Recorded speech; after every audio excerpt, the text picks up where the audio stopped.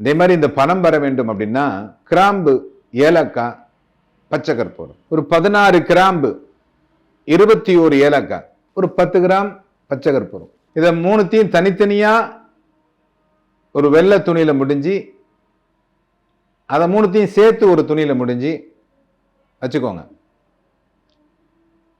மகாலட்சுமியினுடைய தியான ஸ்லோகம் இல்லைன்னா மகாலட்சுமியினுடைய ஏதாவது ஒரு ஸ்லோகம். ஏன்னா இந்த மகாலட்சுமி அப்படிங்கிறவ ஸ்ரீ ஸ்ரீ மகாலட்சுமியே நமஹா அப்படிங்கிறத ஒரு 108 முறை சொல்லுங்க தினமும் காலையில. காலையில அப்படின்னா ஒரு 10 மணிக்கு சொல்லாமான்னு கேட்காதீங்க. 5லேருந்து 6 அதுதான் காலை. சில பேருக்கு இப்ப இருக்கிறவங்க எல்லாம் 11 மணிக்கு தான் காலை அப்படிங்கிறாங்க. அது அப்படி இல்லை. 5லேருந்து 6 மகாலட்சுமியினுடைய ஏதாவது ஒரு மாலை, அது மாலைனா மகாலட்சுமி சோஸ்திர மாலா அப்படிங்கிற மாதிரி அதுல ஏதாவது ஒரு சோஸ்திரம் ஏதாவது ஒண்ணு ஒரு 48 நாட்கள் இதை சொன்னீங்கன்னா, இதை வச்சுக்கிட்டு சொன்னீங்கன்னா, அதுக்கப்புறம் அதை எடுத்துக்கிட்டு நீங்க அவங்கள போய் பணம் கேட்டீங்கன்னா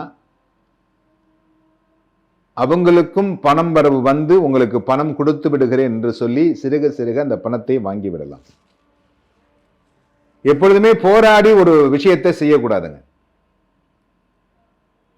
எப்படி நீங்கள் அன்பாக அதை செய்கிறீர்களோ அதே போல் அன்பாகத்தான் அதை பெற வேண்டும்.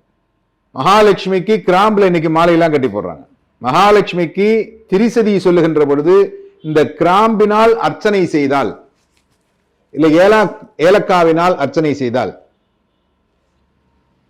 நீங்கள் நினைத்த காரியம் நடக்கும்.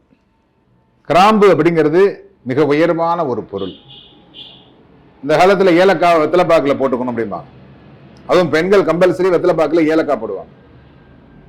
இப்ப பெண்கள் போடுற பாக்குங்கிறது வேற மாதிரி இருக்கு இல்லையா?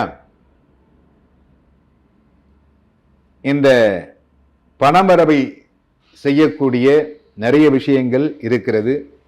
நம்முடைய தமிழ் கலாச்சார பிரகாரம் இது சொல்லப்படுகிறது.